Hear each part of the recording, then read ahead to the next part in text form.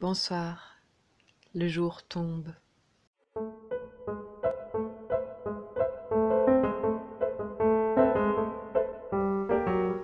Du beau avant le solstice. 11e nuit, rêve éveillé. Bonsoir, le jour tombe. Au crépuscule, rêvez-vous? Rêvez-vous la nuit? Ou en plein jour peut-être, le rêve éveillé. Les anglophones disent daydream, rêve de jour. C'est beau, n'est-ce pas? On a parfois l'impression, depuis le début de la crise du Covid, qu'on est dans un mauvais rêve dont on attend de se réveiller. Mais dans quelle réalité nous réveillerons-nous une fois la crise passée? Une fois notre masque retiré, quel air respirerons-nous?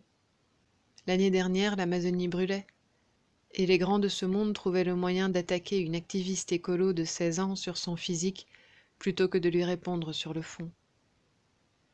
Dans quelle réalité nous réveillerons-nous? Peut-être est-il temps de rêver d'autres possibilités, de rêver les yeux bien ouverts, en écoutant ce qui s'agite à l'intérieur de nous. Je vous y invite ce soir avec le peintre Franz Marc.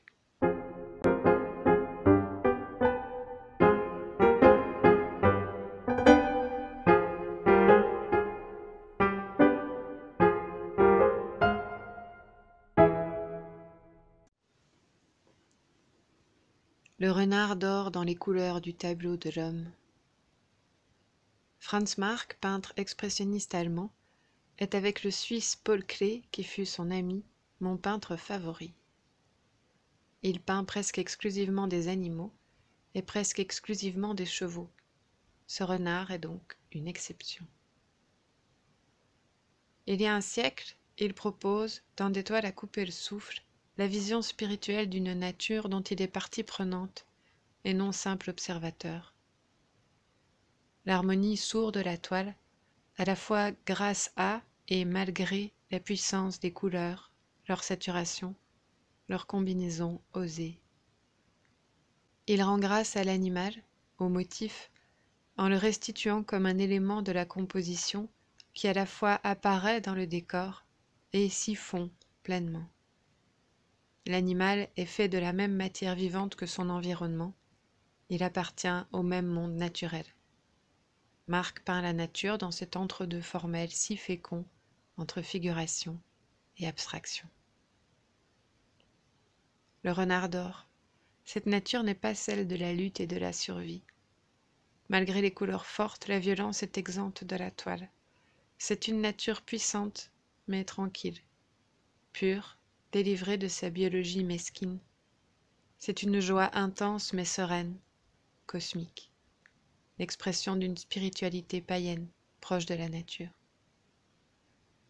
L'expressionnisme de Marc, les déformations de la réalité qu'il propose par ses couleurs, sa vision intérieure, sont donc très éloignées d'un isolement subjectif.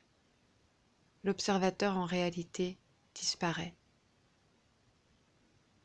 Les quelques très rares fois où Marc fait entrer une figure humaine dans le tableau, toujours l'homme dort. Il ne peut entrer dans cette toile que les yeux fermés. Serait-ce la seule façon pour l'homme de se mettre au diapason d'un monde pacifié, de communier avec son environnement? En 1911, Franz Marc rêve une innocence, un Éden, que bientôt la guerre traînera dans la boue et le sang. Auguste Macke, le grand ami de Franz Marc, y meurt à 24 ans.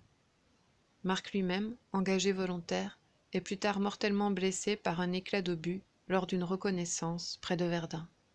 Il avait 36 ans et figurait sur une liste d'artistes établie par le gouvernement qu'il fallait retirer du conflit afin de les protéger.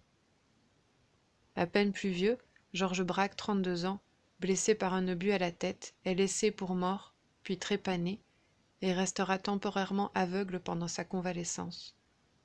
Fernand Léger, 33 ans, est sapeur dans le creusement des tranchées, puis brancardier pendant 3 ans, notamment à Verdun.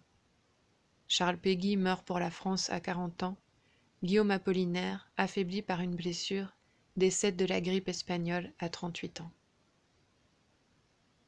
Je ne peux m'empêcher d'imaginer des mains de peintres et de poètes dans la guerre, des mains faites pour la beauté, posées sur des armes de mort. Cette possibilité vulgaire, obscène, inepte, que fabrique notre monde.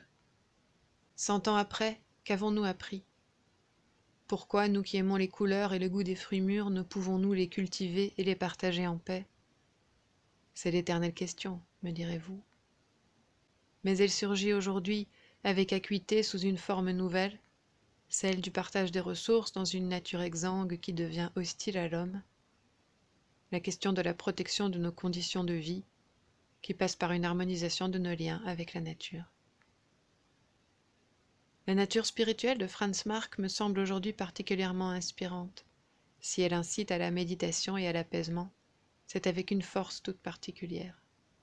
Et si je suis la première à dire que la méditation, l'apaisement et la spiritualité seuls ne suffiront pas, qu'il faudra bien que politiquement, c'est-à-dire collectivement et légalement, nous façonnions des réponses pour l'environnement, je pense néanmoins qu'une vision forte et apaisée peut nous rendre puissants, nous aider à ouvrir les yeux dans le cauchemar, nous aider à rêver éveillé, à voir ce qui est et à voir en même temps ce qui pourrait être. Seulement inspirés pourrons-nous trouver, comme Marc, l'harmonie avec notre environnement. Seulement alors pourrons-nous trouver, peut-être, notre place dans le tableau. Bonne nuit, dormez bien, ou bien veillez jusqu'à l'aube, jusqu'à demain, jusqu'à midi. Bonne nuit, bonne nuit.